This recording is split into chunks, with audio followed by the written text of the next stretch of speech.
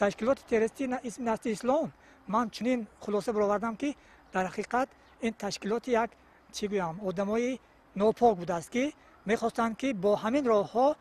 کیسه خودشان را پر کنند و منفعت خودشان را محافظت کنند و با همین راه سری دولت بیایند. من همین خیلی خلاصه برآوردم. چقدر که از واسطه اخبار آمد دیده استادیم خوانده استادیم امروز هم باشد با سرداری احمدالدین کبیری که حزب نسل اسلام رئیس حزب نسل اسلام سابق بود میخواهد که حالا هم در همون دولت‌های اروپا ایستاده میخواهد مردم را باز مطمئن سازد که این حزب